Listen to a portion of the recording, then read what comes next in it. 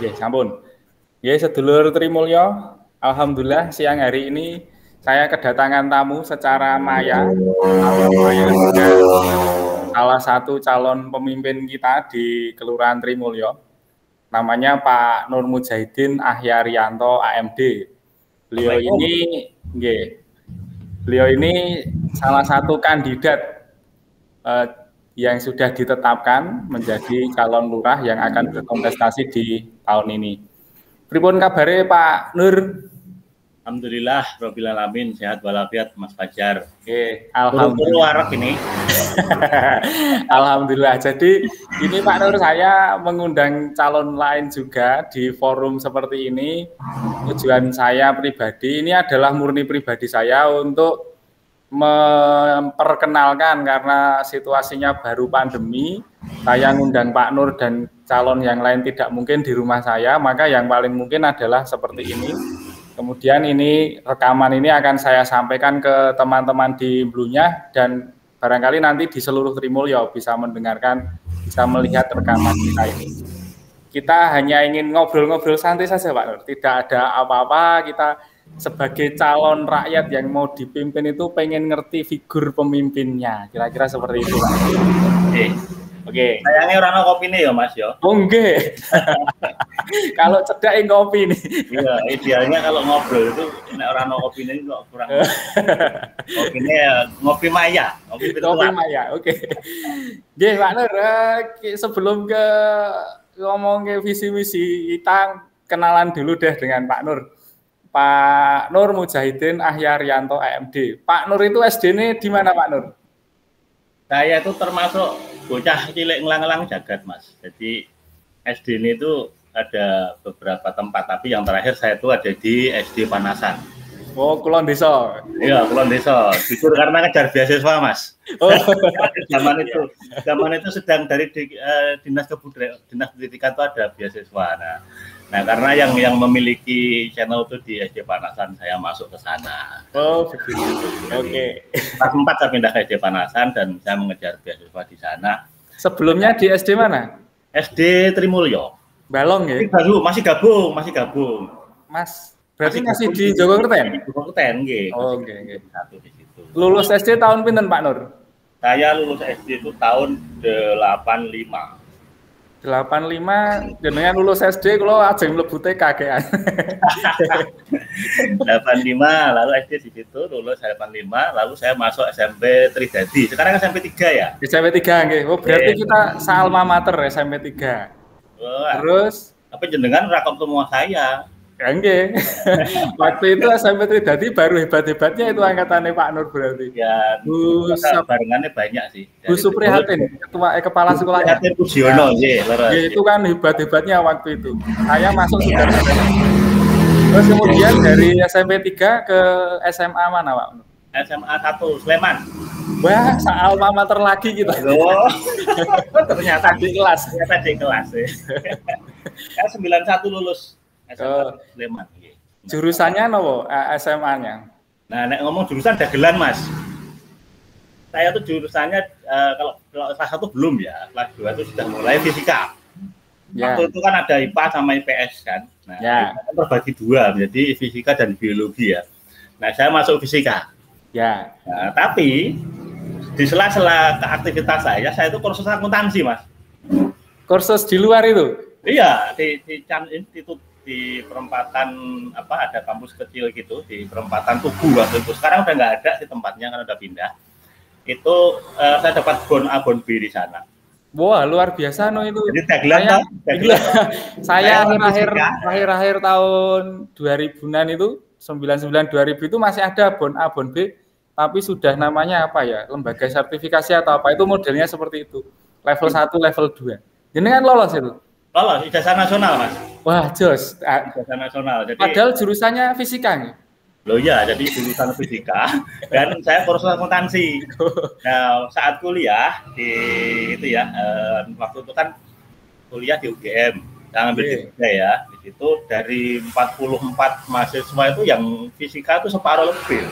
Yang IPA, gitu? yang IPA ya. Iya. Yang IPA itu separuh lebih. Jadi memang mungkin dari sisi matematikanya sama analisanya yang kuat sih. kemungkinan besar dari situ. Dan alhamdulillah berbekal itu, jadi saya backgroundnya fisika eksak, ilmu pasti ya. Tapi saya juga mempelajari akuntansi di SMA waktu itu. Jadi lucu, hari Senin, hari Rabu, hari Jumat itu lesnya fisika, kimia, biologi, Selasa, Kamis itu ya ikut bantu ngajarin akuntansi. Ya, terus masuk di UGM akuntansi. Oke, akuntansi. Waktu itu masih apa ya? Masih prodi, program diploma 3. Diploma 3-nya. Terus lulus tahun 95 akhir, 96 sudah. Oh gitu. Nah setelah itu jenengan kemana Pak Nur? Setelah dari UGM itu? Belum sempat dapat ijazah, udah pergi ke Jakarta. Rekrutmen dari kampus ya? Ya, jadi dari perusahaan di salah satu FMCG ya, Fast Moving Consumer Goods yang di Jakarta itu, rekrutmen waktu itu sudah 602 orang. 602 orang itu dites di kampus pertama, lalu lolos dari 100-an sekian, dan diseleksi lagi tinggal 12 orang, lalu dipanggil ke Hotel Santika, itu tinggal 5 orang. 5 orang, dan diseleksi tinggal 2 orang, dan saya yang berangkat ke Jakarta. Perusahaannya? PT Procter & Gamble Indonesia, itu Pantene tahu Mas? Oh, sampo Pantene ya? Oil of Ulan itu dulu, Olay sekarang. Nah, itu. Gitu, okay. Terus berapa lama di situ Pak Nur? 7 tahun. 7 tahun, terus pindah perusahaan? Ya, sejarahnya 7 tahun juga apa ya? Di sana itu kan ya namanya multinasional company ya. Itu sangat membebaskan karyawan untuk berkembang. Jadi masuk masih sesuai dengan background-nya. Masuk pertama 1 tahun itu masih sesuai background-nya akuntansi. Saya payroll accountant. Jadi payroll itu penggajian, Mas. Penggajian ya. Ya, jadi penggajian 1 tahun. Lalu karena saya berbasis kejelian ya, kalau orang jeli itu dipindah ke bagian yang makin jeli. Jadi saya asset and project management accountant. Jadi gitu. Itu project management sama aset-asetnya sak perusahaan tuh pokoknya udah lah dicatati seperti itu. Itu 2 tahun. Ya. Nah, itu 2 tahun. Nah, di situ kok saya ngelirik sales. Udah di sales kayak enak ya. Saya ngobrol sama bosnya. Boleh enggak kalau pindah sales? Oh boleh, tapi nggak boleh instan, nggak bisa instan. Harus pahami dulu sales seperti apa. Nah ditawarin ternyata di akhir tahun ketiga di sana, ditawarin ini ada potensi, tapi kamu mendekat dulu ke sales. Jadi tidak langsung jadi sales orang sales, tapi mendekat ke orang sales. Dia tuh jadi HRD. Ya. Background gua akuntansi, kok HRD toh. HRD, tapi dispesifikasikan untuk rekrutmen dulu. Jadi saya ngerekrut karena dulu sejarahnya saya direkrut di kampus. Maka pada menjelang tahun keempat itu saya diproyeksikan untuk ngurusin HRD, masuk HRD untuk khusus di rekrutmen ke kampus. Ya. Jadi saya ke UNER, saya ke ITS, ke ITB, ke UGM, lalu ada juga yang ke Brawijaya, Petra, Surabaya, dan yang rekrut kampus karena saya mantan rekrutmen kampus. Oh gitu. Pengalaman jadi bagaimana rekrutmen di kampus seperti itu ya, dapat ribuan orang sih. Seneng nih nilai teknik seneng sih. Teknik dibayari company kan gitu kan. Itu nah di situ 1 tahun saya. Yang ngurusin jadi HRD asisten ya di sana itu 1 tahun, baru diproyeksikan masuk ke sales. Masuknya modern market, saya jadi kategori manajemen asisten. Nah, di situ untuk ngurusin display di mall, supermarket, ngurusin bagaimana pertumbuhan kategori produk di supermarket seluruh Indonesia ya. Seluruh Indonesia. Jadi ada di waktu itu Matahari yang paling gede ya, Matahari, Hero, Makro. Itu gede banget. Jadi saya handle di situ untuk khusus untuk display promosi SPG. Ketemunya ayo Mas. Oh, betah ini. Iya. Guyan. Masih ABG aku tuh, masih ABG ya. Masih ABG ya. Itu di situ saya promote menjadi supervisor. Harusnya handle-nya Asia Pasifik, tapi karena saya basisnya di Jakarta, handle-nya langsung pusat. Saya terlirik perusahaan lain. Saya pengen jadi manajer. Saya masuk perusahaan berikutnya. Dan alhamdulillah di tahun 2003. di tahun ke-7. Tahun ke berapa itu? Itu tahun 2003 itu tahun ke-7 akhir ya. Tahun ke-7 akhir saya pindah ke Johnson & Johnson. Oh, bedak bayi sing kondang. Bedak bayi itu jadi Johnson & Johnson di situ ada bedak bayi. Lalu pas beberapa menjelang akhir-akhir ya, sekitar 2 tahun terakhir itu merger mereka, membeli perusahaan yang namanya Pfizer, ngerti Pfizer, Sinovac ini. Nah itu kayak istilahnya dibeli sih, tapi saya menganggapnya kalau di sini ya merger lah gitu kan. Backgroundnya tetap di HRD-nya Pak Nur. Saya pindah, saya masuknya sales, jadi namanya title-nya itu di sana Business Development Manager. Business Development Manager itu kalau secara awam itu lebih ke area Sales Manager ya, ASM ya, ASM. Jadi bersyukur sekali kenapa pada saat saya pindah ke Johnson saya ditempatkan di Jogja, mulai kampung. Kak Konten. Jadi pegangnya Jawa Tengah, Jogja sampai Solo, jadi Jawa Tengah sisi selatan. Jadi di Paro ngalor ngidul, batasnya Merapi mas. Paro itu 2000 tahun. Itu 2 tahun. 2 tahun ya. 2 tahun. Waktu itu kan habis apa ya? Habis dampak dari krisis 97 ya. 97-98 itu ada pengurangan karyawan dari 33 sales manager di Indonesia itu dikurangin jadi tinggal 8. Alhamdulillah saya masih tersisa mas. Masih dipertahankan, tapi saya harus membangun area baru. Saya harus pindah ke Denpasar. Teknik bendino itu. Saya pindah Denpasar. Denpasar harus buka lahan sampai Atambua perbatasan timur sana. Ya. Di sana sekitar 18 bulan itu. 18 bulan saya harus menggantikan salah seorang kawan yang dia stay di Bandung dan saya pindah ke Jawa Barat. Jadi tahun 2007 pertengahan ya. Itu saya pindah ke Jawa Barat. Di area Bandung, pegangnya Tasikmalaya, Sukabumi, Cirebon itu dan sebagainya gitu. Nah itu sekitar 1 tahun 8 bulan, 1 tahun 6 bulan juga, 1,5 tahun. Lalu saya promote marketing. Ya. Pindah ke marketing ke Jakarta. Pindah ke Jakarta. Nah setelah pindah Jakarta, kalau saya ingin menggeluti dunia yang berbeda ini, muncullah motivasi lebih ke arah sosial ya. Saya mengabdikan ilmu saya ke beberapa hal, termasuk bekerja sama dengan lembaga-lembaga yang ada di kampus, di desa dan sebagainya kan. Nah, saya itu mulai ya, saya resign mas. Jadi lucu ini, buat gawe, buatnya leleng tuh itu.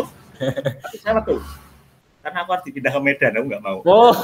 Alasannya itu. Jadi Medan ya. Nah itu jadi saya pulang. Kebetulan juga anak juga sudah sekolah di Jogja di TK Polres itu. Ngapunten saya potong. Nikahnya tahun pinten jenengan? Maksud diceritakan juga nikahnya? Takon ya. Kan nikahnya masih di PNG itu. Masih di PNG. Jadi saya nikah tahun 2002. 2002 ya.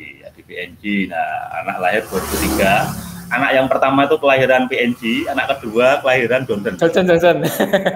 Ya, ibu asli mana ibu? Kalau enggak, Jawa. Saya kira kalau dapat di Jakarta gitu. Di Jakarta enggak dapat. Orang Payuwas di Jakarta. Jadi istri saya dari Keronggan. Keronggan sini. Wah, aming tonggo. Sudah melalang buana. Punya RSK. Jangan tahu yang punya RSK atau? Nggih. UGM. Wah, itu ngalor sithik, Mas. Ore. Itu ngalor sithik. Sama bis 8 tahu? Ya, itu tonggone, Mas. Itu jadi yang anak kedua itu kelahiran Johnson & Johnson dan lahir di Bandung. Alah. Jadi kalau ndelok aktene, anakku yang kedua tuh aktene muni Bandung. Tapi di sana cuma sebentar. Dari Jogja. Anak pertama itu juga bukan kelahiran sini. Bukan kelahiran Pendeman anak pertama itu. Anak pertama itu kelahiran Panti Rapih, Mas. Jadi kalau misalnya ndelok kelahirannya enggak lahir di Pendeman anak pertama itu, tapi lahirnya di Panti Rapih. Tak potong Bapak Ibu saudara-saudara warga Trimulyo, Pak Nur itu dalamnya pas Gepuro Pendeman itu wetan dalan ngidul sithik wonten toko kosmetik. Nah, gitu. Kalau watune gede banget. Nah, riku niku pokoknya wonten wetan dalan. Kalau saya kecil dulu situ itu ada tukang cukur legendaris di Trimulyo, Pak Desarbi, dan ada Pak Dokter Kus tahun 80-an 586 itu kalau nggak salah. Nah, riku nggih Bapak Ibu warga Trimulyo kalau mau ketemu Pak Nur. Nah, setelah itu kok kondur aktivitas setelah resign itu apa, Pak? Kerja di mana? Saya bikin kandang, Mas. Kandang apa? Kandang itu kedua ya, saya bikin toko kosmetik sih. Karena memang saya berbasis dunia kosmetik ya. Saya berbasis dunia kosmetik, saya mendirikan toko kosmetik. Toko kosmetiknya dulu yang Pertolongan Kepitu loh. Oh iya, bakso itu ya, sekarang jadi bakso. Tempatnya Pak Badawi. Pak Badawi, nggih. Pak Kiai. Nah, saya meminjam tempat itu untuk berusaha di sana. Kebetulan kan sentra bisnis itu ya. Nah, memang perencanaan saya harus menempati di suatu sentra bisnis yang sudah terlihat, baru kemudian saya mendirikan sendiri. Dan ada 2 kios waktu itu, satu di Peronggahan, satu di Pertigaan Kepitu. Nah, yang pergerakan waktu, saya juga mendirikan kandang wedhus.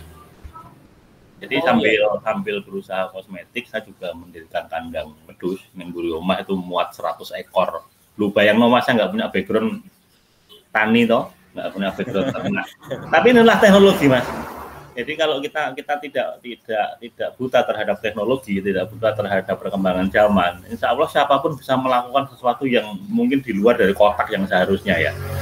Contoh saya punya background manajer mobil kincelong gitu, tapi saya neng alas kemeringet itu. Kita nikmati wae, kenapa ya? Kenapa memang tak niati saya harus membangun usaha dari nol gitu kan. Dengan segala macam ilmu yang saya miliki. Oke. Nah, toko kosmetik jalan bagus, alhamdulillah kan urip kan. Kandangku juga gede, wedhusnya oke gitu kan. Ngarit dhewe, masani dhewe berbasis teknologi. Sak rabu-rabuke tanggung rabu Lombok. Apik Lombok itu waktu itu. Tapi Tuhan berkehendak lain, Mas. Gunungnya rasa-rasen, gunungnya meriang. 2010 berarti? 2010 tuh gunungnya meriang dan stok pakanku yang sekitar 1000 meter itu ludes, Mas. Kena awu ya? Kena awu, dan karena harus beli dan kalau cuma ngingu 5 mungkin saya masih bisa bertahan ya, tapi karena saya ngingu seratusan ekor, jadi sedangkan saya pada saat terjadi letusan itu saya berbisnis tetap jalan, tapi bukan kambing yang tak pelihara yang saya jual. Saya ngambil lagi yang agak kecil ya, karena yang saya pelihara itu gede banget. Itu dan cewek-cewek juga yang untuk breeding ya. Nah, saya beli lagi dari temen itu yang pembelantik itu ya di beberapa lokasi untuk saya jual melalui Facebook, Mas. Ya. Zaman itu belum ada ya, belum biasa ya, namanya jualan online belum biasa ya. Nah, saya tuturan lewat Facebook. Yang beli orang Singapura sama Malaysia, Mas. Ya kan nggak terpikirkan ya, yang namanya orang jualan pedus, lu kok iso didol di Malaysia, kok iso didol di Singapura, numpak opo gitu kan? Ya, ternyata enggak, menganalisa bisnis tidak harus seperti itu. Jadi pada saat kita menjual produk ke Singapura dan Malaysia waktu itu, ternyata mereka tuh membutuhkan kambing untuk korban di area bencana. Nah akhirnya mereka berbasis kepercayaan, kenal orang kan gitu kan? Iya. Nah, saya bikin profil dari pedusnya tak foto sitok-sitok gitu kan, tak timbang ukurannya berapa, panjang lebar, tingginya berapa, beratnya berapa, umurnya berapa, harga dasarnya berapa, lalu mereka punya harga sekian, itu termasuk sudah termasuk ongkos untuk ngangkut ya. Nah tapi kalau sampai dengan urusan nyembelih itu beda urusannya, karena dia mau digunakan untuk korban, dan saya profilingnya adalah siapa yang mau berkorban di area bencana di Jakarta. Alhamdulillah itu order pertama itu 15 ekor, order kedua 14 ekor. Iya. Itu udah nggak ada ngepengke ya, Mas. Duitnya ya. Saya hitung ya. Saya hitung, dan alhamdulillah itu beberapa kali order dan juga di lokasi lain, beberapa provinsi yang lain. Menganggo Facebook, Mas. Waktu itu Facebook belum begitu belum begitu kondang ya waktu itu ya. Terbiasa orang menggunakan, apalagi Facebook bisnis. Yang saya potong lagi, yang di Facebook jenengan itu, saya melihat kok jenengan di pedalaman luar Jawa itu aktivitas apa Pak Nur? Di Facebook jenengan, saya berteman dengan di Facebook Pak Nur. Oke. Oh, berarti wis utek-utek Facebookku ya? Oh, sudah calon pemimpin ya tak korek yo. Oh, aku neng LinkedIn yo no Mas, sampean korek LinkedIn musisan. Oh iya. Semua yang ada, semua calon mesti tak buka, ada Facebooknya. Jangan khawatir, tak buka. Jadi kalau Facebook itu lebih ke aktivitas sehari-hari. Ada beberapa bisnis juga di dalam Facebook juga saya masukkan juga di sana profil saya untuk bekerja di suatu tempat ya. Nah, tapi ada sisi link profesional di LinkedIn. Nanti coba sambil korek-korek juga di sana. Nah, tadi yang terkait dengan Kalimantan Mas, saya tuh tergabung dengan lembaga kerjasama Fakultas Teknik UGM. Nah, di situ ada beberapa orang yang dulu diinisiasi oleh salah satu kayak dekan di biologi itu. Nah, almarhum Pak Darmanto itu dulu juga aktivis air bersih Mas. Saya awalnya tergabung di air bersih Kabupaten Sleman bersama Pak Ratman Jogjokerten. Oh iya. Nah, sama beliau, saya, alhamdulillah beliau mengajak saya untuk bersosialisasi ke dalam dunia air bersih itu, yang menyambungkan saya dengan beberapa channel adalah beliau. Nah, kemudian saya direkrut di tingkat provinsi. Kebetulan di PU Provinsi menghendaki ada namanya Center of Excellence, itu di bawahnya dari organisasi yang di atasnya di provinsi ya, PU Provinsi, PUPR. Itu di situ ada Center of Excellence itu untuk berkumpulnya beberapa narasumber dari sekian kabupaten di DIY. Nah, dan di situ tergabung Center of Excellence, dan salah satunya bekerjasama juga dengan lembaga kerjasama Fakultas Geologi, Teknik Geologi UGM.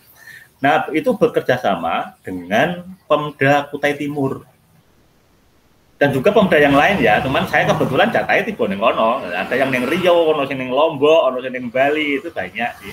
Tapi karena timnya ada beberapa dan waktu penugasan itu kan tergantung dari availability ya, selone wong masing-masing ya. Karena ada beberapa aktivis juga yang dia masuk ke Balai Besar Wilayah Sungai, ada yang masuk ke Forum Komunikasi Sungai di Sleman dan sebagainya. Juga ada beberapa yang dia masih aktif di pekerjaannya, mungkin ada yang PLN, ada yang beberapa pekerjaan entah itu negeri atau swasta yang lain juga. Hanya dipilih mana yang bisa pada saat itu. Nah, saya terjadwalkan ke Kutai. Ke Kutai, ya bayangin sendiri, yang Kutai tak kira yang balik papan, lalu Kutai ini di Sangatta. Tak kira nih Sangatta nih, ternyata orang Mas, 18 jam dari Sangatta. Dengan Preso itu Kalimantan itu kan orang kaya cucuk madem ngetan itu ya, rasa Sulawesi itu. Nah itu nih pucuk aneh situ. Itu nek numpak Hilux, saya nyetir Hilux itu dari Sangatta itu 18 jam. Nyetir 18 jam. Kalau kene Bali ya, kita dari pasar ya itu. Karena memang aduh tenan dan medannya berat, karena kalau naik speedboat itu di tengah perjalanan lalu kita pindah naik speedboat, cuaca nggak bagus itu nanti bikin bahaya lah. Nah, kegiatan di sana tuh pendampingan air bersih Mas. Oh gitu nggih. Karena memang yang nugaskan adalah dari Fakultas Teknik Geologi UGM, jadi di situ bekerjasama dengan Pemda untuk mendampingi kelompok-kelompok pengelola air bersih di Kabupaten Kutai Timur. Itu di Sangatta, tepatnya di Sangatta, Pemda di Bapeda, lalu ada PU di sana juga. Setiap kunjungan rata-rata sekitar 5 desa yang kita kunjungin. Masih itu sekarang Pak Nur? Masih aktivitas itu? Sekarang masih, tapi karena pandemi kan mereka kemarin sebelum pandemi itu datang ke sini. Oh, malah mereka yang ke sini ya? Jadi momen terakhir itu Agustus 2019. Itu kami ke sana, itu pun nggak bisa ke kunjungan ke desa karena situasinya ada beberapa nggak memungkinkan dikunjungin. Akhirnya dikumpulkan di Pemda di Sangatta, dikumpulkan di Sangatta tuh 40 desa dikumpulkan. Kita ke sana satu rombongan latihan gitu kan. Nah, ya manajemen sama teknis. Nah, saya spesialisasinya duit Mas. Oh, orang akuntansi ya? Iya, saya proses pendampingan lembaga, lalu lebih ke tata kelola duit. Tapi yang namanya duit tadi bukan hanya seorang bendahara Mas. Duitnya kelompok itu kan, manajemen duit itu kan mulai dari perencanaan loh. Perencanaan, bikin RAB, lalu bagaimana menganalisa manfaat dari sebuah instalasi itu, nilai manfaat, kalau bahasa kerennya ROI. ROI. Nah, sedangkan dananya kan harus ke masyarakat itu, dananya dari negara. Nah, kita nggak tahu itu kompor regane piro. Akhirnya kita pakai estimasi, lalu nyusut berapa tahun. Nah, kira-kira arep rusak kapan? Arep keli apa ora? Ning Kalimantan itu ono kompor so keli. Kompor keli, kompor kenter, kompor di asik boyo itu biasa ning kono. Nah, saya mendampingi kelompok-kelompok itu ya tidak terbatas pada untuk yang sisi akuntansi atau sisi keuangannya, tapi karena memang yang bertugas ke sana terbatas orangnya, akhirnya ya harus mendalami masing-masing. Aku yang kudu iso paling orang ngerti bagian-bagiannya kompor, genset dan sebagainya kudu ngerti. Tipe kayak elevasi seperti apa. Pemetaan wilayah itu juga harus bisa, dan saya pakai GPS ya waktu itu. Berarti itu hanya on call ya, artinya kita jenengan dipanggil ke sana atau ada jadwal ke sana, tidak rutin gitu ya, jadwalnya tidak mesti gitu. Kalau rutin sih kemarin per tahun tuh rata-rata 3 kali. Oh gitu, okay. Cuman karena kalau mau rutin itu kan tim kita juga terbatas waktunya toh. Tim kita juga terbatas, aktivitasnya tidak hanya mendampingi satu lokasi, dan saya juga punya bisnis, punya usaha, teman-teman lain juga punya kegiatan lain, akhirnya pada saat sudah mau berangkat baru dikumpulin. Gitu. Lalu kita rehearsal, kalau kita rehearsal seperti apa sih kita pendampingannya, termasuk dari kebutuhan dari Pemda Kutai Timur sendiri dan Pemda yang lain kalau yang kebetulan datanya tempat lain juga kan. Ono sing Wonosobo, Kebumen ya ada, cuman kebetulan saya tibone saya ada. Nah, terus karena itu di sela-sela itu di belakang jenengan itu ono tulisan Tokopedia itu nopo nih? Di belakang itu. Oh, nah, itu dulu. Jadi itu saya tuh bekerja sekarang. Aku begawe nek swasta, tapi konsultan Mas. Itu saya konsultan sebuah perusahaan manajemen bisnis ya, konsultasi manajemen, konsultasi sumber daya manusia. Namanya Sinergi Performa Cipta. Loh, biru-biru loh. Ya, itu SPC tulisannya ketok dari sini itu. SPC itu, nah saya bernaung di situ, dan itu perusahaan itu adalah teman-teman dulu, ada beberapa teman yang mendirikan dulu, mantan dari Johnson, ada juga mantan dari PNG mendirikan itu bareng-bareng, dan saya bergabung di situ sebagai salah satu konsultan untuk pengembangan bisnis sama konsultan untuk HRD ini. Sampai sekarang. Sampai sekarang. Nah, Tokopedia itu salah satu klien. Ya, klien ada Grab juga Mas. Nah, sekarang yang gede Grab nih. Sama kalau mau mlebu Grab boleh ono aku Mas. Wonten nggih? Ada. Kita kirimi lowong-lowongan nih. Nasional Mas, sama mau pindah ke Medan ya oleh. Wah, mboten. Gitu. Dan sekarang Grab yang gede. Kita handle sekitar hampir 700 karyawan. 600-700 karyawan. Dan selalu terus bertambah, terus berkembang. Doakan itu tetap berkembang juga karena punya teman itu, punya perusahaan, punya teman. Dan Tokopedia itu dulu bergabung, ini juga mau bergabung lagi. Kan berbasis kontrak ya Mas. Kontraknya habis, perpanjang atau mungkin dihentikan dulu, baru nanti perpanjang lagi. Gitu. Aktivitas saya enggak di Jakarta, neng gini. Berarti ini bekerja dari rumah selama pandemi atau memang dari rumah, dari kantornya di rumah jenengan ini? Oh, saya dulu pernah buat kantor, nyewa kantor neng Cebongan. Oh ya, oke. Nyewa kantor neng Cebongan karena saya punya staf kan. Nah, saya punya staf lalu tak taruh di Cebongan sana. Tapi ya aktivitas hariannya saya lebih banyak di rumah. Nyambut gawe karo turu iso. Zaman maju gitu. Zaman sudah maju itu HP itu udah kayak pegangan sehari-hari. Orang kanan kiri tetangga bisa aja nganggap saya sombong dolanan HP nang ngarepan. Padahal saya nginterview Mas. Interview orang. Tadi pagi juga nginterview beberapa orang. Dan itu tugas saya lebih ke konsultasi untuk sumber daya manusia, konsultasi untuk pengembangan bisnis dan sebagainya untuk perusahaan ini sekarang ini. Ya, tapi bersifat konsultan ya, konsultan. Jadi ya mengabdikan ilmu lah. Di dalam bisnis ini saya sudah 50-50. Apakah saya berbisnis? Ya. Apakah saya bekerja? Iya. Tapi lebih banyak saya mengabdikan ilmu saya Mas. Nah dikalkulasi saya nggak cerita duit ya. Yang nggak saya menghargai dari apa yang diberikan perusahaan kepada saya. Tapi saya lebih banyak mengabdikan ilmu saya yang saya punya pengalaman sudah sekian belas tahun ya.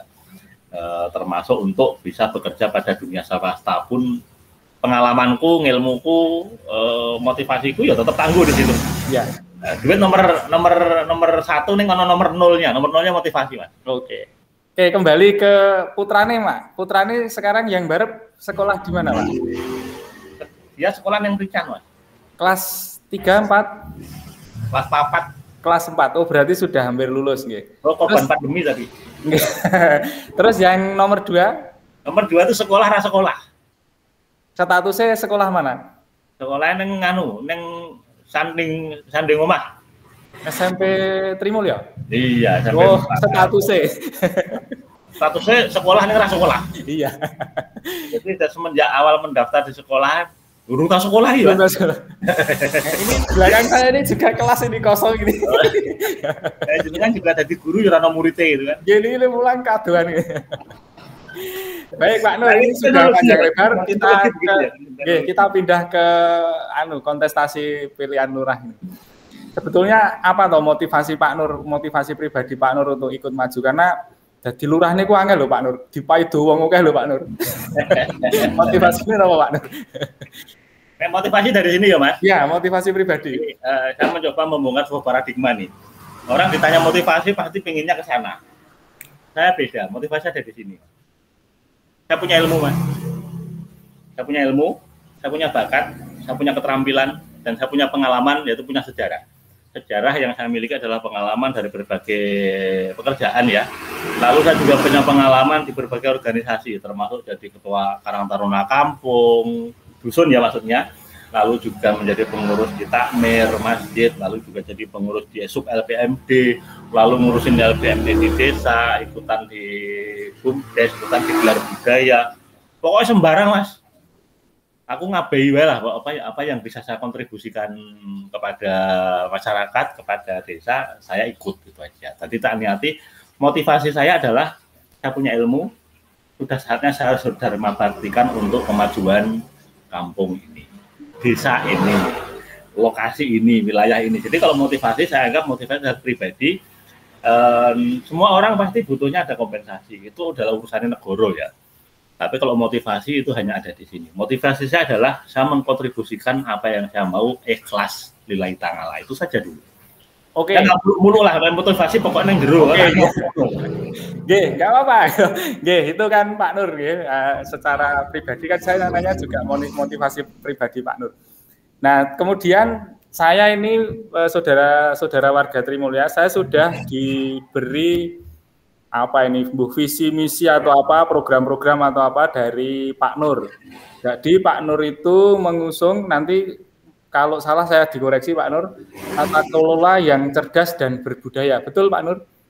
Itu bahasa apa ya? Bahasa sebetulnya kita mengusung itu dari smart village ya. Smart village. Jadi kalau smart village itu terjemahkan secara harfiah itu adalah digital. Tapi kita nggak bisa langsung digital Mas. Tapi tata kelola cerdas dulu. Cerdas itu, apakah kemarin itu tidak cerdas? Bukan seperti itu. Cerdas itu adalah cara mengelolanya, sesuai dengan potensi wilayahnya, sesuai dengan perkembangan teknologi dan zamannya, sesuai dengan kebutuhan wilayah dan juga kebutuhan masyarakatnya. Tidak hanya berbasis alokasi, tapi juga berbasis kepentingan dari masing-masing kebutuhan di wilayah masing-masing. Itu yang dianggap cerdas. Tentunya juga menggunakan teknologi, pasti ya. Nah, karena memang sudah berkembang zaman. Sekarang kita tergantung dengan yang namanya HP toh. Ya kita juga manfaatkan itu. Jadi mengelolanya dengan cerdas. Tapi tadi ya Mas, saya tidak bermaksud apakah yang kemarin tidak seperti itu. Itu ke depan ya, kita masa depan. Kita ngomong masa depan bahwa mengelola Trimulya dengan cerdas dan berbudaya, berbasis budaya. Budaya apa? Budaya itu kan aktivitas sehari-hari, sing budaya neng sawah seperti apa. Lalu kita kontribusikan ilmu kita untuk mengembangkan itu sesuai dengan zamannya. Jadi budayanya orang hilang, tapi inovasinya bagus, inovasinya jalan sesuai dengan perkembangan teknologi yang sedang ada. Nah, mengaturnya pada SDGs, Sustainable Development Goals ya. Itu ada 18 komponen, tapi saya tidak masukin semua karena orang yang orang duwe nang kene. Nek kelautan orang duwe nang kene. Tapi perikanan ada, kita sudah kembangkan di situ. Salahnya di situ, jadi kita mengusung tata kelola yang cerdas. Kenapa saya fokus tata kelola? Karena ya dengan nek sempat baca undang-undang ya, undang-undang desa, mungkin ada kemarin yang nomenklatur perubahan itu nama-nama dari pejabat ya, misalnya dulu kabak pembangunan, sekarang namanya jadi hulu-hulu kan. Nah itu di situ ada beberapa disebutkan bahwa fungsi seorang lurah adalah sebagai kepala pemerintahan dan juga sebagai kepala wilayah. Jadi fungsinya adalah kepala pemerintahan dan kepala wilayah. Berarti beliau adalah seorang manajer untuk mengatur pemerintahan, yaitu pamong-pamongnya, rekan-rekan pamong semuanya, lalu mengatur wilayah, yaitu bersama dengan Pak Dukuh dan lembaga yang ada di Padukuhan. Jadi memang fungsinya di sana. Maka saya fokus ke arah tata kelola untuk itu, untuk dari bagaimana mengelola dengan cerdas sesuai dengan bidangnya masing-masing. Itu sih saya mengangkat itu, Mas. Nah, dari ini tata kelola yang cerdas dan berbudaya ini, Pak Nur itu menjabarkan menjadi 6 wilayah utama ini, 6 pokok pikiran utama ini. Saya bacanya dari manapun bebas atau harus dari atas ini, Pak Nur, dari gambar jenengan itu? Dari manapun bisa, tapi saran saya tuh dari atas langsung ke bawah. Dari atas paling bawah sendiri, baru kanan kiri. Oke, baik. Delok bulus itu kan sirahe, buntute, sikil ngarep, kiwa tengen, sikil mburi, kiwa tengen. Oke, baik. Oke, dari yang pertama dulu. Tata kelola yang cerdas dan berbudaya tadi dijabarkan oleh Pak Nur. Yang pertama adalah cerdas tata kelola pemerintahan berbasis teknologi informasi atau IT. Ini ada tiga subtema yang akan disentuh Pak Nur, yaitu peraturan, pelayanan, dan birokrasi. Kira-kira programnya Pak Nur nanti jabarannya seperti apa, Pak Nur? Kalau program itu tidak bisa di-share sekarang, Mas. Oke. Ya, karena di situ sudah ada yang namanya rencana pembangunan jangka menengah, dan juga sudah ada pembangunan yang harus dilaksanakan, dilanjutkan. Nah, tapi ini adalah untuk ke depan. Salah satu adalah melanjutkan apa yang sudah direncanakan kemarin tahun 2020 ya, 2020, dan nanti dikembangkan lagi tanpa merubah ataupun menggantikan, karena memang itu sulit untuk dirubah dan digantikan, tapi bagaimana mengkonversi dengan peraturan yang ada. Konversi bukan memanipulasi ya, tapi contoh misalnya untuk membangun suatu kegiatan pembangunan, membuat kegiatan pembangunan itu bagaimana caranya supaya tidak berbenturan dengan tata ruangnya.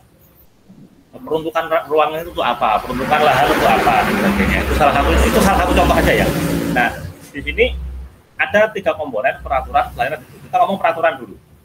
Nah, kalau tidak ada peraturan yang muncul dari desa, otomatis kita mengerjakan sesuatu itu kan sesuai dengan apa yang kita mau saja. Itu peraturan. Dan juga ada peraturan yang harus dilihat dari tingkat di atasnya, dari kabupaten dan juga dari provinsi ataupun dari RI gitu ya, dari kementerian. Nah, berarti kita harus mengacu pada tata aturan atau undang-undang itu yang disesuaikan dengan kebutuhan wilayah. Nah, itu dari sisi peraturan. Kita harus benar-benar memahami di sana. Lalu kita buatkan peraturan versi desa, peraturan desa, undang-undangnya seperti apa, kita atur secara kewilayahan. Nah, di situ peran rekan-rekan BPD nanti yang akan mengerjakan kalau untuk peraturan ya. Karena memang fungsi beliau ada di sana bersama dengan pemerintah untuk mensahkan itu. Nah, reformasi bukan saya ngomong reformasi itu tidak merubah secara frontal, tapi kita membuat sedemikian banyak peraturan yang bisa dijadikan acuan, Mas. Termasuk alur-alur kerja dan sebagainya untuk mengatur kita semua. Ini arahnya ke transparansi, Mas. Jadi kalau kita peraturannya jelas, itu transparansinya bisa dipertanggungjawabkan kepada semua pihak, termasuk kepada masyarakat. Karena yang menggunakan adalah masyarakat toh. Ya, masyarakat harus tahu aturannya piye toh, caranya piye dan sebagainya. Itu. Nah, fokus peraturan, kalau peraturan itu internal di tata kelola sana ya, di dalam ya, itu masyarakat prosesnya mungkin tidak bisa memahami, tidak bisa masuk langsung, tapi bisa menikmatinya nantinya. Dan birokrasi itu nanti ada kaitannya dengan pelayanan. Nah, pelayanan itu karena yang namanya pemerintahan itu kan memang fungsinya melayani masyarakat toh. Ya. Nah, tapi fungsi utamanya adalah menjadi untuk ngurusin pemerintahan desa, kelurahan, dan juga mengurusi wilayah. Ngurusin pemerintah nanti melayani kepada publik, kepada masyarakat berbasis teknologi. Contoh misalnya ngurusin surat. Birokrasinya seperti apa, pelayanannya seperti apa, yang kita benahi. Apakah kemarin salah? Tidak ada yang salah dengan sebelumnya. Tapi zaman sudah berubah, Mas. Ya kita harus menyesuaikan dengan itu, mengambil nilai positifnya. Nek ngomong teknologi itu negatif, ya tergantung ngambilnya toh. Misalnya kayak dolanan YouTube itu negatif, ya tergantung yang didelok opo gitu kan. Tapi ilmunya banyak sekali, sama dengan seperti itu. Kita melayani masyarakat, nek kita bisa berbasis dengan teknologi, kita bisa percepatan, mempercepat akses masyarakat untuk melihat profilnya masing-masing di pedukuhan atau di kampung, lalu juga bisa melihat profil secara umum di kelurahan untuk bisa orang lain tahu, Mas. Kita belum memiliki untuk bisa orang lain itu dengan mudah tahu. Kalau Mas Fajar misalnya jumlah penduduk Trimol saiki piro, Mas? Kan gue ngopo sih ya nggak tahu. Misalnya kita butuh sesuatu hal terkait dengan layanan publik, informasi, lalu carane, urutane, gawe surat-surat, pengen rabi dan sebagainya itu kan walaupun sekarang mudah, tapi kalau terpublikasikan dan bisa diakses dengan mudah, syukur-syukur so nganggo iki, Mas. Ejet ngene entuk antrian sesuk digaweke nggak ada jupuk atau mungkin gimana, itu adalah pelayanan. Bagaimana caranya? Udah saiki urung digawe gitu kan. Itu termasuk nanti di dalamnya ada birokrasi yang kita kalau memang bisa disimplify, sorry bahasanya keduduran ya, disederhanakan, kenapa tidak? Karena fokusnya melayani masyarakat, ya sudah apa yang kita miliki di kelurahan kita pakai untuk melayani masyarakat. Itu sih untuk tata kelola yang berbasis teknologi informasi untuk tata kelola pemerintahan. Berarti kata kuncinya di IT-nya itu ya Pak ya, kita dengan kembangkan IT itu lebih ke penyelesaian dengan zaman, Mas. Jadi kalau zamannya sudah information teknologi, jadi IT itu bukan laptop. Kadang paradigmanya jadi salah tahu. Oh, IT itu laptop loh, enggak harus laptop juga, HP saya lebih pinter gitu kan. Nah, jadi berbasis information teknologi. Teknologi informasi tadi adalah bagaimana menyampaikan informasi berbasis teknologi tadi kepada masyarakat. Nek ono web ya pakai web, ono profil desa dibikin profil desanya sebagus mungkin. Syukur sanggo dodolan wilayah. Mas Fajar warga Mbunya bisa dodolan sesuatu melalui webnya kelurahan kan bagus kan. Tidak harus nempel-nempel kayak cuman linknya kan bisa di sana. Jadi saling kalau bahasa kerennya sorry ya rodok bahasa keren mau channeling ya. Kita ngomong channel ya, kita nge-link ning kono-kono. Kenapa? Memasarkan produk itu nek tuku tanggane dhewe kan terbatas toh. Ya berarti kita harus memasarkan produknya dengan tonggone kita, tonggone tonggoku, tonggone kancamu dan sebagainya. Caranya adalah dengan pelayanan tadi kita bikin suatu profil yang berbasis dengan information teknologi. Oke, nggih, Pak Nur. Yang kedua, Pak Nur, cerdas tata kelola lingkungan dan budaya. Ini isu yang Pak Nur adalah air dan sanitasi, kemudian kesehatan dan konservasi. Ini ceritanya seperti apa, Pak Nur? Itu janjane orang mau telu tuh, cuman karena tempatnya di bedah itu kan oke ya. Jadi konservasi itu dari sisi lingkungan dan lahan. Kalau kesehatan itu dari sisi masyarakat kondisinya. Kalau air bersih, air dan sanitasi itu adalah di mana-mana air itu harus sumber kehidupan kan. Kalau misalnya air itu terganggu, air itu tidak ada, ya kita akan terganggu. Contoh paling gampang, sawah kita airnya kesulitan. Panen gurben pindu, bisa malah panen sepisan. Durung hama ya, tapi air saja akan bermasalah. Berarti butuh konservasi. Nah, air yang kurang bagus itu butuh konservasi lahan. Lalu kalau misalnya sanitasi yang tidak bagus akan berdampak pada kesehatan. Kan nyambung untuk tadi. Itu dari sisi lingkungan. Nek budaya itu adalah nanti dari seluruhnya tadi, seluruh dari 6 komponen tadi akan masuk ke ranah budaya. Itu sitok-sitok jabar kita dowo. Nah, tapi kita fokus pada yang hijau. Nah, air dari sisi air kebutuhan irigasi dan air dari kebutuhan konsumsi. Yang kita mulai dari air kebutuhan irigasi dulu yang sedang kelihatan karena luas banget ya. Oncoran kita kan sawahnya sekian hektar banyak banget dan memang mayoritas adalah sawah. Beberapa lokasi kan banyune kurang, harap lep susah gitu kan. Nah, bagaimana? Salah satu adalah konservasi, penanganan dengan konservasi. Lalu yang di lokasi kita airnya dikelola, di lokasi atasnya juga dikonservasi. Ini menyikapi tata ruang, Mas. Ya. Karena kita daerah resapan air, tapi kalau resapan kita di sini, seentuk kan kidul, ngisor. Nah, bagaimana kita bisa mendapatkan dampak positif dari konservasi kita dan konservasi lahan-lahan di sebelum kita di atasnya. Nah, di di sini melibatkan konsorsium. Kita harus bekerja sama dengan kelurahan lain bersama dengan instansi yang membuat undang-undang itu sendiri. Kita dibatasi ruang geraknya, jadi kita tanya balik dan kita minta balik kepada mereka untuk bagaimana untuk mengkonservasi lahan ini supaya kita bisa berkontribusi kepada wilayah-wilayah di bawah dan kita juga mendapatkan kontribusi dari wilayah-wilayah di atas. Dan bagaimana caranya? Tentunya dengan menyikapi undang-undang tadi. Kembali lagi ke atas kan, bawah lagi. Dan nggak mungkin satu kotak, satu blok heksagon ini berdiri satu sama satu sendiri, nggak bisa. Harus saling berhubungan. Makanya melingkar kan? Oke, ya. Itu dari sisi air, baru air ya. Air konsumsi kita nggak tahu bakteri E. coli itu ada di mana saja, orang dites. Jadi kalau misalnya kondisi air sumur kita apakah sehat, belum tahu Mas. Kita coba lihat aja. Jenengan punya punya septic tank di rumah. Ya. Tanggamu punya? Ada. Nah, padahal kita tangganya dempet. Kita sudah menempatkan septic tank kita jauh dari sumur kita. Tapi apakah septic tank kita itu dekat dengan sumur tetangga kan kita rarti. Ngomongnya kayak perumahan tadi kan depan belakang, sampingan gitu kan. Taruh di depan rumah atau taruh belakang rumah. Ternyata di belakang rumah kita itu yang ada septic tank kita itu menjadi bagian dekat sumurnya tetangga. Otomatis tetangga yang kena dampaknya. Nah itu kan salah satunya itu bagaimana mengkonservasi itu. Apakah seorang lurah bisa? Jawabannya tidak bisa. Ini harus mencari solusinya kepada instansi terkait dan bagaimana untuk sanitasi lingkungan itu. Nah, itu terkait air loh, baru air loh ya ini. Udah dipikir sosial dino ini Mas. Poin-poinnya saja Pak Nur gitu, poin-poinnya saja. Nanti kita diskusi mendalam. Kalau saya tertarik, kita diskusi mendalam bab ini ya. Ini karena masih ada yang lain dirodok disingkat. Tapi kalau yang poin hijau ini lebih konservasinya Mas. Konservasi. Kenapa berbasis budaya konservasi itu? Ini masalah perilaku Mas. Kesehatan, sanitasi dan konservasi itu berkaitan bersinggungan erat dengan yang namanya perilaku. Dan perilaku itu susah untuk dirubah. Nah, karena berbasisnya perilaku, berdasarkan perilaku manusia, maka ini perlu sekali untuk melibatkan budaya di situ.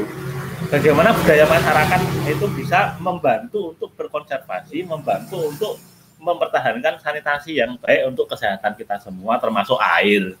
Lah budayanya misalnya gotong royong, budayanya saling membantu, budayanya esok bisa resek-resek, atau budayanya keset, atau budayanya megah. Itu kan kita harus mengkonversi itu. Karena yang kita rubah adalah budaya manusia, budaya masyarakat itu. Dan nggak mungkin instan. Harus ada contoh. Saya nyontohnya sopo, saya ngurusi sopo, yo aku dadi kan gitu kan. Gitu. Jadi harus mencontohkan begitu. Oke, saya geser ke ketiga ya. Geser ketiga nggih Pak Nur? Monggo. Kiri dulu apa kanan dulu? Monggo, milih. Pokoknya tebak-tebak kabar. Saya lebih suka kanan. Oke. Yang kanan atas. Yeah. Kanan atas ini pasti ada hubungannya dengan yang atas nomor 1 tadi karena jenengan menuliskan cerdas tata kelola pemasaran potensi wilayah. Yeah. Smart branding. Nah, ini tadi jenengan sudah menyinggung di IT tadi. Yeah. Ini untuk smart branding jenengan mengangkat 3 isu. 3 tema ini, ikon wilayah, pariwisata, bisnis atau usaha. Ini ceritanya seperti apa Pak Nur? Nah, bisnis atau usaha, nah kita tarik garis lurus ke kiri itu nyambungin nenggon cerdas tata kelola perekonomian di era digital ya. Oh gitu ya. Nah, kenapa tak pisah? Karena di yang sisi kiri itu adalah produksinya, yang sebelah kanan itu marketingnya. Orangnya pasti beda dong. Nah, walaupun kegiatannya podo, sekarang misalnya itu kan podo. Contoh misalnya kita ngomongin tentang UMKM ya. Itu kan UMKM, ya UMKM ada di sisi kiri. Tapi pemasarannya ada di sisi kanan. Kenapa dipisahkan? Karena orangnya harus beda. Karena nek tukang gawe kok kon masarke, iki entek-entek wektu, Mas. Dan bukan bidangnya. Nah, itu salah satu adalah tata kelola yang cerdas tadi adalah mendayagunakan sumber daya yang ada sesuai dengan bidangnya. Mendayagunakan potensi yang ada sesuai dengan fungsinya. Nek uang misalnya matematika ya ditempatkan matematika. Contohnya yang tadi profesor tadi loh. Aku iso akuntansi, makanya saya masuk ke penggajian. Ini salah satunya seperti itu. Nah, kita juga harus berbasis itu dalam mengelola wilayah dan mengelola sumber daya yang ada di kelurahan. Nah, karena jenengan milih yang sisi kanan, branding, jenengan duwe barang pengen rasa masarke barangmu numpuk apa ora, Mas? Ya, nggih, numpuk. Nah, itu logika awal yang kita pakai ya. Nah, kalau misalnya mau memasarkan, kalau tidak punya media, le masarke bingung apa ora? Bingung kan? Nah, saya mengangkat dari situ. Kita sudah punya bisnis atau usaha, tapi belum terkembangkan secara terintegrasi. Yang mengembangkan masing-masing. Contoh ono bisnis empeng tinju ya saat itu ya gak boleh empeng toh, saya gawe empeng kan. Habis itu selesai. Nah, jika itu terintegrasi dengan baik, itu akan menjadi sentra bisnis, Mas. Kopi, kita orang ngerti, keterima dari kopi apa orang. Padahal sebetulnya lahan kita tuh luas banget, kebun oke. Misalnya kebun ditanduri ikon-ikon kan, kita bisa punya buah yang menjadi ikonnya wilayah. Kita punya produk yang jadi ikonnya wilayah. Kita ngambil dari atas ya. Ikon wilayah bisa berasal dari tumbuhan. Tumbuhan tadi itu salah kan Trimulyo. Ya? Salah paling Trimulyo. Ya apapun. Jadi kalau kita ngomong branding ya, karena yang dipasarkan itu adalah produk ya. Nah, karena jangan milihnya branding dulu, maka saya jelaskan dari produknya. Contoh misalnya, apakah kita punya produk yang kita branding punya? Jangan punya usaha apa nih ngomong Mas? Buatan duwe napa-napa. Ya, istri enggak ya. Nah, contoh paling gampang duwe pot orang ngomong. Ada. Nah, contohnya pot. Nah, jangan punya pot. Kalau ada beberapa bunga di situ, ada beberapa tanaman buah di sana, tonggomu juga punya, kanan kiri punya, ditoto ape. Nah, ana wong bues, ana wong mlaku di situ, kira-kira tuku apa ora? Ya, nggih. Itu logika awal ya. Maksudnya. Logika awal. Cuman pertanyaannya adalah jur sopo saya liwat ngarepan gonku kan gitu kan. Tugasnya branding di situ, Mas. Mendatangkan orang untuk mengenal produk kita. Produk kita yang mana? Ikon-ikon sesuai dengan budaya masyarakat. Sing duwe pertanian parine api-api, lho nek itu dikunjungi kalau wisatawan kan ya api kok beberapa lokasi di Trimulyo kan sudah seperti itu. Yang lor sudah ada, yang Karang wis ono, yang Kulon juga ada, dulu Pendeman juga pernah ada. Ya ayo kita bikin bareng-bareng. Salah satunya adalah kita mulai dari pertanian, kita bisa jadikan itu ikon wilayah. Mulai dari aktivitas masyarakat, orang yang seneng seni, seneng budaya, sing lokasi-lokasi tertentu, komunitas tertentu yang dia sifatnya mungkin budaya murni, seni murni, atau mungkin agamis, itu bisa menjadi ikon wilayah. Oh, ikon ini adalah ikon pesantren, loh, dekat pesantren. Lalu ikon ini adalah ikon yang untuk produksi, contoh misalnya UMKM, gawe selondok, gawe emping, lalu ada yang dia batik, ada juga toh batik, lalu ada yang dia resto, kayak neng lor itu neng Kadijobo itu juga ada restonya, ada desa wisatanya, ada budaya masyarakat, bagaimana dia selalu bersih wilayahnya, ono wong buwes di sana, lo ojo meneh koyo pot gitu. Itu yang kerajinan dari botol air mineral bekas, iso payu Mas, brandingnya saja. Nah, cuman akan mustahil apabila tidak ada pemasaran dengan yang luas. Makanya ikon wilayah ada, pariwisata kita bisa datangkan, dan berbasis dari bisnis dan usaha tadi kita pasarkan. Iso gawe, ning ora iso adol, ya padha wae. Nah, iso adol, ning ora duwe produk, ya padha wae dadak kulaan. Nah, itu sinerginya akan jadi muter ini Mas, nanti akan muter semua. Oke, saya geser ke kiri Pak Nur. Saya geser ke kiri karena jenengan nyebutnya yang ada hubungannya dengan kirinya itu. Cerdas tata kelola perekonomian di era digital. Ini harapannya adalah tani ternak, UMKM dan transaksi yang tadi kalau itu sukses kan jenengan larinya ke sisi kanan tadi, cerdas tata kelola branding tadi. Ini ceritanya seperti apa Pak Nur yang di UMKM, tani ternak dan transaksi ini? Ini paralel Mas, bukan nunggu ini sukses baru pindah ke branding. Gitu. Karena salah satu kunci sukses adalah branding. Jadi sebelum itu sukses harus di branding malahan biar sukses kan. Logikanya begitu guys. Jadi kanan kiri itu sama. Jadi kita harus paralel. Kita punya produk harus segera dipasarkan. Kita punya tani, punya ternak. Pertanian kita luas, peternakan kita banyak. Itu ikon wilayah. Nyambungnya ke sisi kanan paling atas kan? Ya. Ada tani ternak itu termasuk ikon wilayah. Ada UMKM itu termasuk ikon wilayah. Ada transaksi yang terjadi di sisi mereka sendiri, di sisi petani kan pasti bertransaksi, peternak pasti bertransaksi, UMKM pasti bertransaksi. Nah, transaksi-transaksi itu dikelola menjadi satu, terpusat. walaupun mereka juga tetap boleh transaksi, bisa transaksi masing-masing.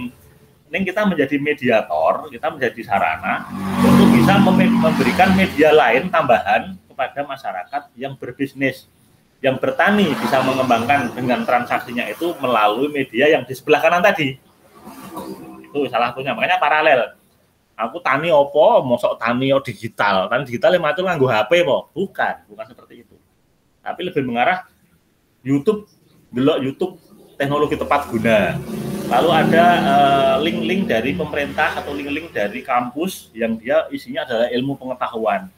Bertani, beternak, UMKM, tata kelolanya menggunakan basis teknologi, basis IT, kebutuhan di era digital. Karena semua udah digital kan sekarang. Ya, UMKM gawe emping masuk digital, Mas. Bukan gawe empingnya. Ini teknologi untuk pembuatan emping tadi barangkali kita bisa ambil nilai dari sisi posisinya digital. Kita ambil ilmu dari situ, mungkin pelatihan secara online. Bagaimana membuat emping rasa rica-rica. Bagaimana membuat emping rasa asam manis atau sing ketok emping rasa bayar loh, enak toh? Itu yang emping rasa bayar itu tadi. Jadi ini contoh aja, Mas, contoh aja. Jadi kalau misalnya kenapa saya bilang tata kelola cerdas? Ya kita lebih meningkatkan kepedulian pada bagaimana mengembangkan UMKM, tani, ternak tadi, dan transaksi mereka yang mungkin hanya 1 kali bisa jadi 10 kali dengan adanya pemasaran yang sebelah kanan tadi. Oke. Ya. Jadi korelasinya seperti itu, Mas. Ya. Seperti itu. Jadi ada hubungan nek mau siji kapan-kapan ketemu, Mas. Oke, siap. Boleh main tempat saya, Pak. Saya terbuka untuk semua calon datang ke rumah saya loh, Pak. Bener nih, Pak. Oke, nanti sanggup Gowo whiteboard ya? Boleh. Ini masa pandemi maka nggak enak kalau ngumpul-ngumpul kayak saya pengennya itu sa-RT kerungu ngeten iki kan enak itu. Kita bisa memilih pemimpin yang apa programnya jelas itu.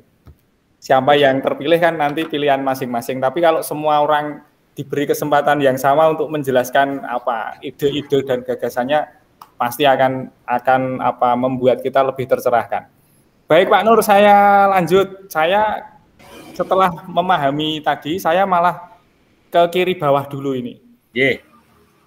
Nek ke kanan dulu nanti ndak balik meneh loh, maka kiri bawah dulu deh, nggak apa-apa.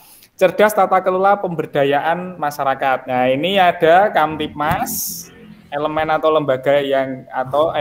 lembaga, kemudian ada bimbingan. Nah ini ceritanya seperti apa Pak Nur? Pemberdayaan masyarakat ini rancu, Mas. Pemberdayaan kan menjadikan berdaya toh sebetulnya. Nah, berdaya itu kan abstrak ya. Nggak ada tolak ukurnya, susah. Nah, kita harus membentuk tolak ukur itu. Caranya piye? Nggak ada dari identitas atasnya juga nggak ada. Nah, pemberdayaan masyarakat tadi lebih ke arah saya ngambil sebuah istilah melibatkan, Mas. Ada Ki Hadjar Dewantara, itu ada ing Arsa Sung Tulodo, ing Madya Manungkasa Tuturi Handayani. Kalau itu bahasa Inggrisnya itu adalah envisioning, enabling sama energizing. Nah, di sini enabling, Mas. Enabling itu melibatkan, Mas. Melibatkan masyarakat untuk terlibat dalam tata kelola. Bagaimana caranya? Mereka punya keahlian masing-masing, Mas. Kita ambil dari Kamtibmas ya. Kamtibmas apakah Linmas? Bukan, saya tidak nulis Linmas di sini ya. Tapi keamanan, ketertiban masyarakat itu situasi, itu kondisi, bukan manusia. Nah, pemberdayaan masyarakat tadi akan berpengaruh besar pada keamanan, ketertiban masyarakat. Salah satunya adalah contoh yang paling gampang kita ngomong rondo, keamanan ya. Kita ngomong rondo. Nah, bagaimana rondo tadi bisa terintegrasi dengan baik. Jadi ada rondo yang di tingkat masing-masing kelompok di Padukuhan, juga ada yang dari sentralnya di tingkat kelurahan. Kita bisa menggunakan media elektronik, bisa menggunakan WA, bisa menggunakan mungkin kayak duit CCTV lebih enak ya.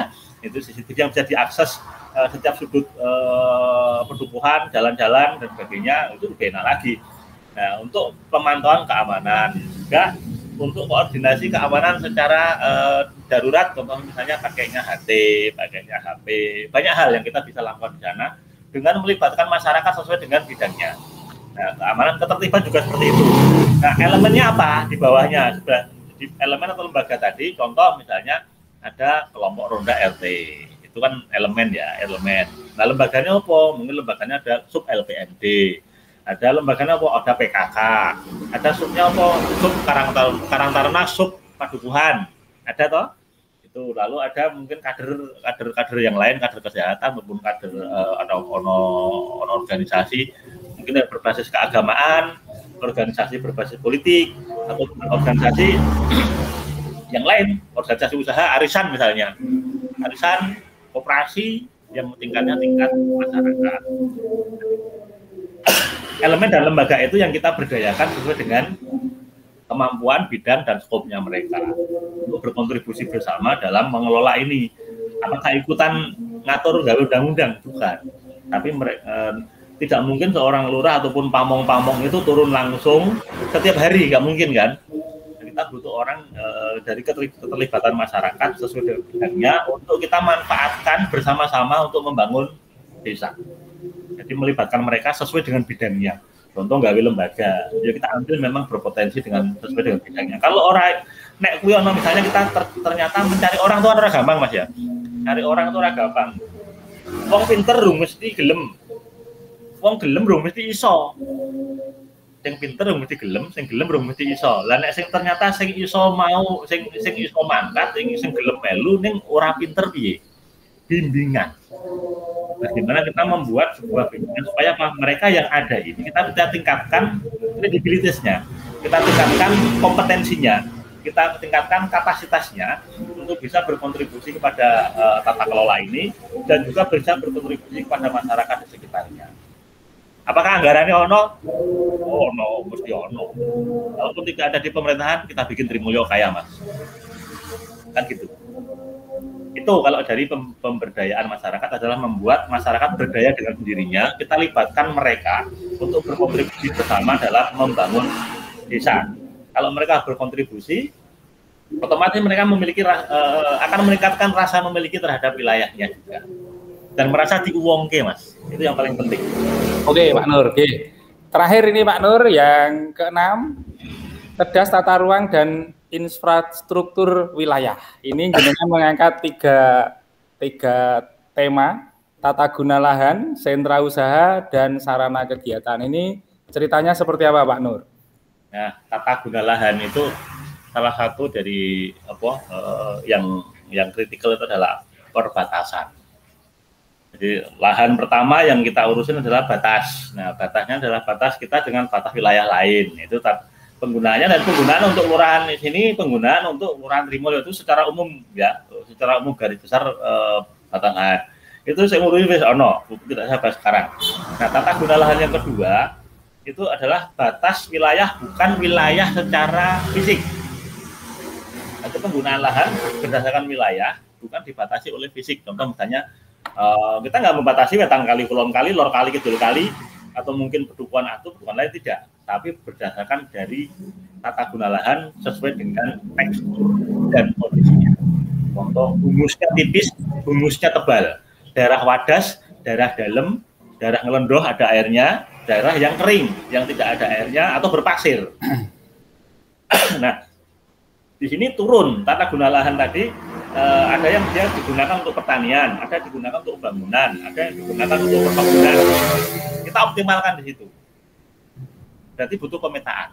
Pemetaan sekarang seperti apa? Baru naik lagi profil kan.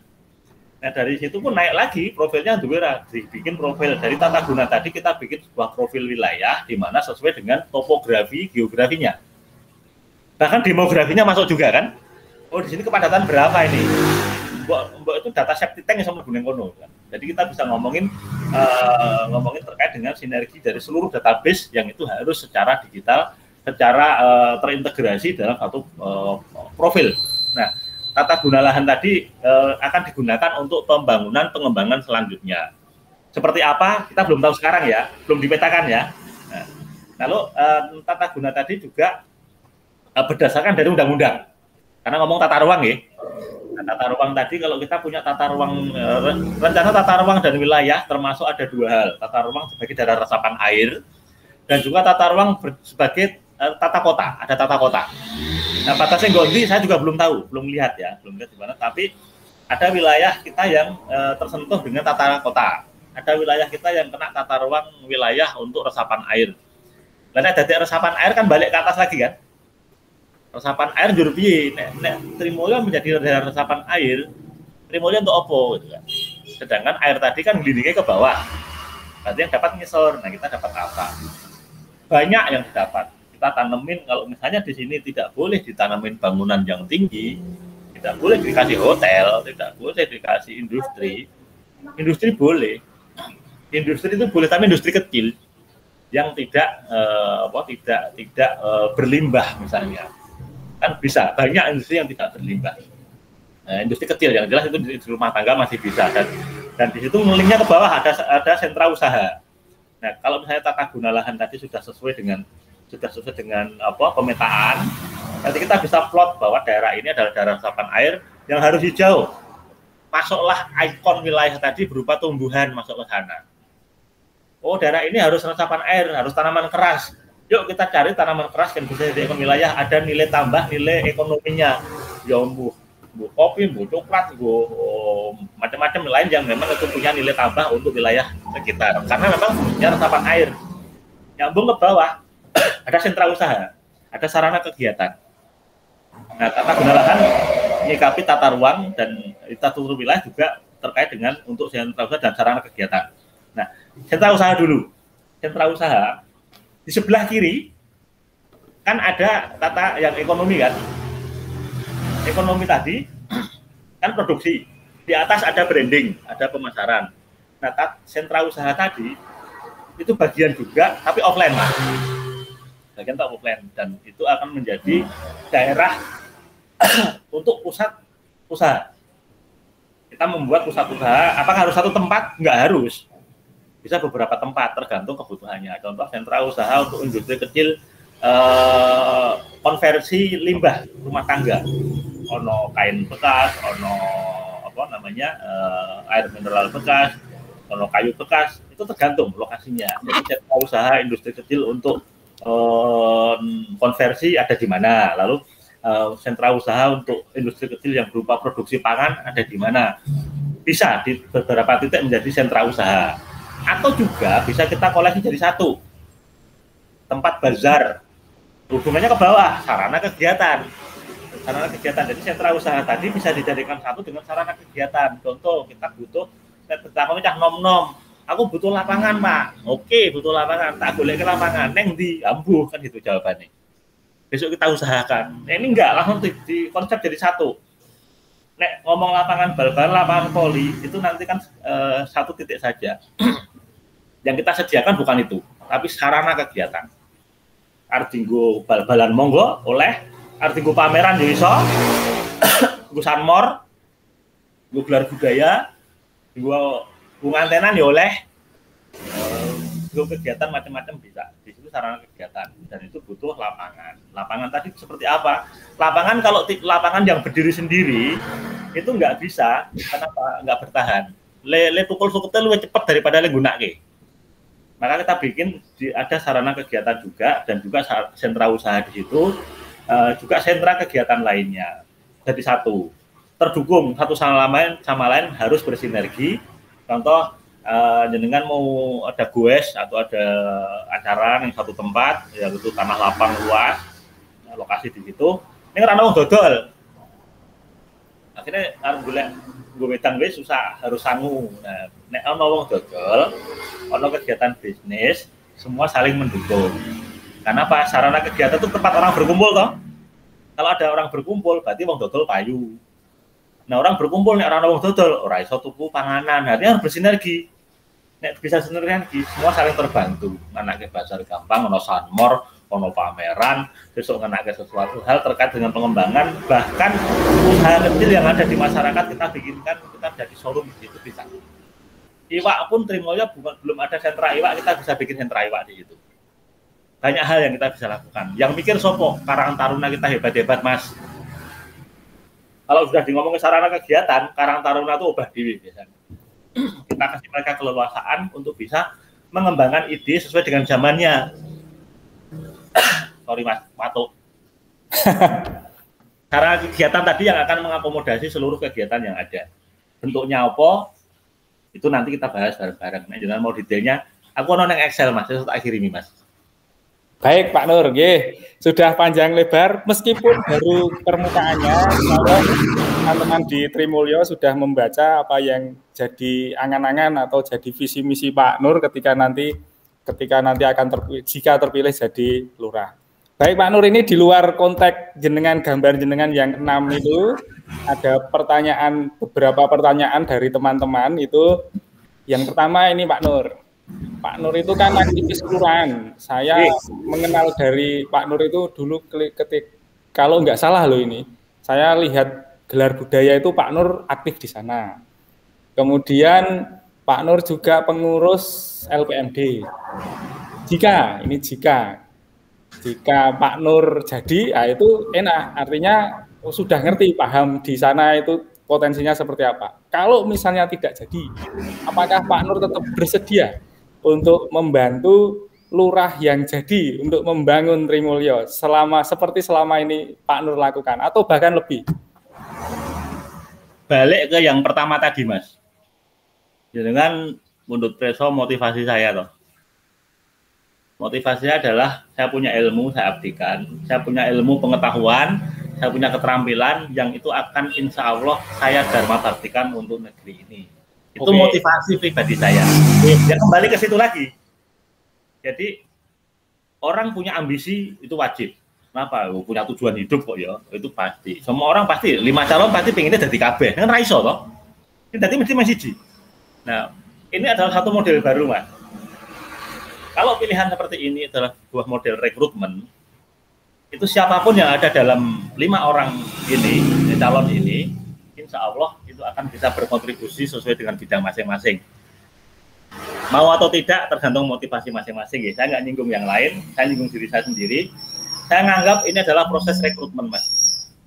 Kalau saya di rekrutmen ini ternyata berhasil, yaitu adalah sebuah proses yang sesuai dengan yang direncanakan kan gitu kan.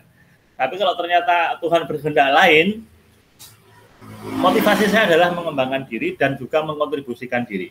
Kembali lagi ke situ.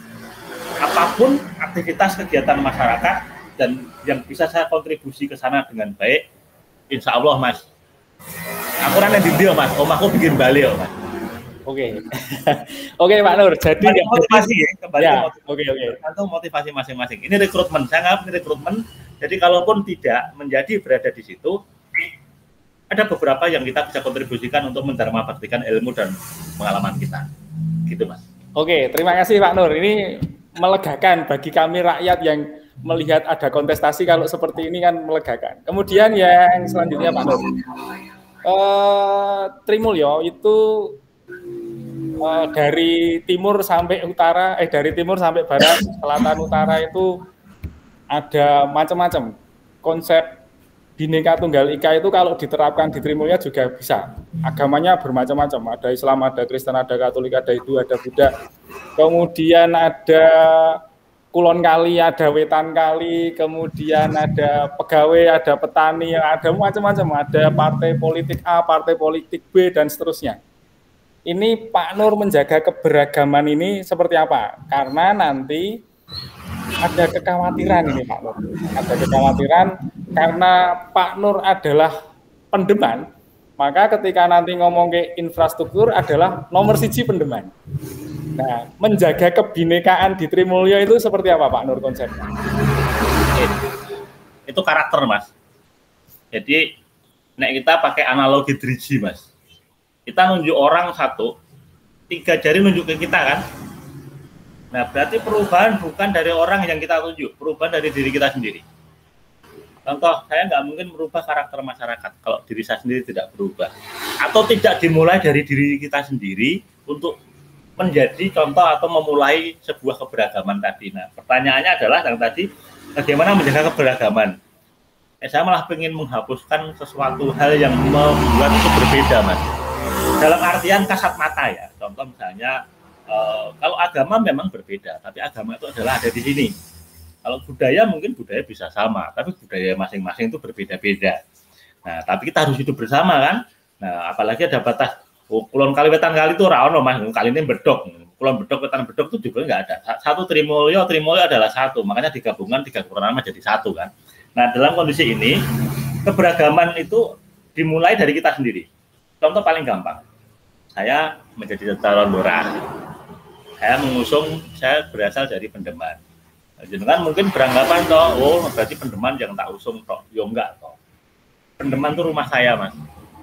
Di mana-mana ya rumah ya pasti harus dibenake pasti. Tapi rumah saya bukan hanya Pendeman mas, rumah saya Trimulyo. Kenapa? Pada saat ini KTP saya memang KTP tulisannya Pendeman, tapi belakang Pendeman ada Trimulyo nih. Belakang Trimulyo ada Sleman nih, ada Sleman meneh, atau di Jakarta. Jadi analoginya kita jangan menyempit, bukan menyempit pada satu ranah di mana itu paling kecil. Nah, contoh paling gampang, nek saya pisah-pisah, ada dari Padukuhan 1 sampai Padukuhan 14.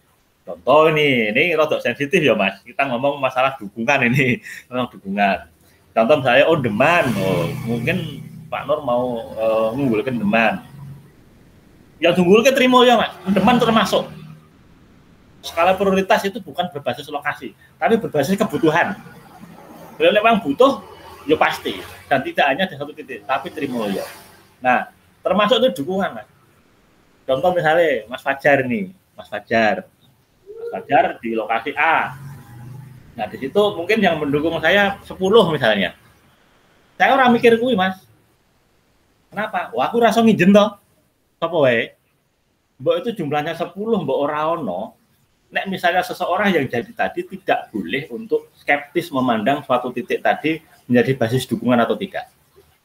Nah, saya menghapuskan itu. Kenapa? Pada saat seseorang sudah menjadi seorang pemimpin, mata harus terbuka lebar, harus wawasan terbuka lebar, hati juga terbuka lebar.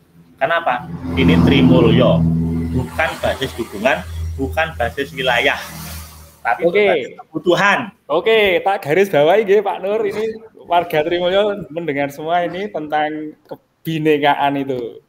Selanjutnya Pak Nur, pertanyaan selanjutnya, di pemilu 2019 itu kita yang negara baru membangun demokrasi, ternyata berita di TV itu luar biasa.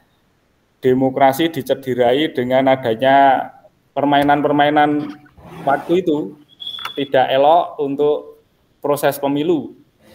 Adanya money politik, saya langsung saja money politik gitu aja. Nah ini pandangan Pak Nur seperti apa untuk menghadapi pemilihan ini kaitannya dengan money politik dan sikap apa yang akan diambil Pak Nur untuk menghadapi ini? Kalau pandangan saya itu karakter ya Mas. Karakter seseorang, kalau sebuah motivasi tadi dimulai dari berkontribusi, insya Allah tidak ada yang namanya money politik Mas. Nah, karena money politik tadi adalah sarana untuk menuju ke suatu tempat di mana itu mempermudah perjalanannya. Nah, bentuknya apa saya nggak bisa sebutin, tapi itu terkonversi dalam berbagai hal. Nah, apakah saya menggunakan? Orang bisa saja menganggap saya menggunakan, tapi saya tidak menggunakan itu. Kenapa? Oke, tak garis bawahi. Tak garis bawahi Pak Nur. Pak Nur tidak menggunakan itu, cara itu. Oke, terus Pak Nur? Ya, jadi kenapa saya tidak menggunakan itu? Karena motivasi saya beda. Motivasi saya berkontribusi. Saya punya ilmu, saya punya tenaga, dan saya punya pengalaman yang insya Allah akan bermanfaat pada negeri ini, pada Trimulyo ini untuk membuatnya gumregah, Mas, menuju sesuatu zaman yang lebih zaman ini kita berubah nih ya, berkembang ya kita bersama ke sana. Nah, kontribusi, kalau saya mau berkontribusi, ya kenapa saya harus dengan sesuatu hal? Kan yang punya ilmunya saya, Mas. Saya kontribusikan kepada negeri ini, yuk gunakan ilmu saya. Orang bayar kok, ilmuku itu gratis. Jadi misalnya saya untuk bayar kan yang bayar negara, bukan masyarakat kan. Jadi saya nggak bayar, saya tidak berbayar, saya gratis, otomatis saya berkontribusi. Kalau saya berkontribusi, berarti saya nggak menggunakan apa-apa. Dalam artian saya tidak perlu membeli, saya tidak perlu memberikan. Kenapa? Semua akan saya berikan sesudah itu terjadi.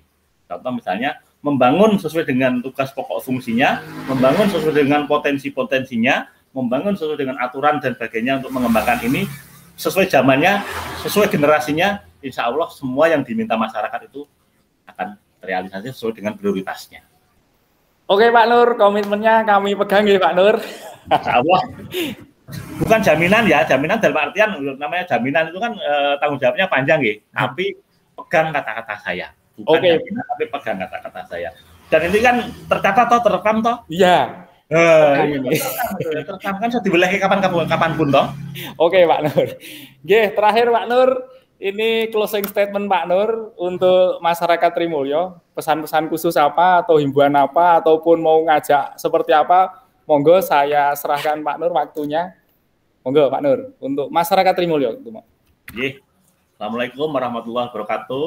Seluruh masyarakat Trimulyo, Bapak Ibu, Pak D, Mbak D, Simbah, teman-teman semua serta adik-adik, terutama generasi yang ya generasi masa depan.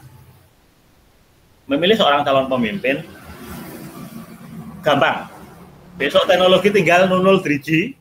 Zaman harus berubah, zaman harus berganti, tidak nyoblos lagi. Ini tinggal 00 3G. Itu adalah sebuah proses perubahan zaman. Kita harus menyikapi itu dan kita harus merubah paradigma kita. Yuk, mari kita coba berpikir jernih untuk mencari seorang pemimpin yang bisa berkontribusi sesuai zamannya. Jadi, apakah itu saya? Monggo nilai dengan sendiri, dengan segala karakter, segala kemampuan saya tadi. Jika memang itu memang layak, ideal untuk memimpin Trimulyo ini, saya harap dengan pilih saya. Tapi jika memang belum, jangan pikir lagi, waktunya masih panjang. Monggo, silahkan. Assalamualaikum. Waalaikumsalam warahmatullahi wabarakatuh. Terima kasih Pak Nur, terima kasih sudah diberi kesempatan untuk ngobrol-ngobrol. Insya Allah rekaman ini akan saya share ke teman-teman di Mlunyah dan Trimulyo pada umumnya. Semoga obrolan kita ini bermanfaat, paling tidak warga Mlunyah tahu lah siapa tuh Pak Nur dan calon-calon yang lainnya. Gitu nggih Pak Nur, terima kasih. Mohon maaf segala kekurangan kesalahan. Waktunya kurang panjang, Mas. Kokean kurang panjang. Oh gitu. Saya kokean guyon nih. Waktunya kurang panjang. Nggih, insyaallah nanti kalau ada sesuatu monggo kalau mau main ke tempat saya terbuka untuk semua calon. Itu nggih Pak Nur, matur nuwun waktunya sekali lagi. Selamat berjuang Pak Nur, tetap semangat, semoga sukses untuk panjenengan. Terima kasih juga Mas Fajar kesempatan dan waktunya. Salam buat keluarga, sehat selalu nggih. Siap. Wait.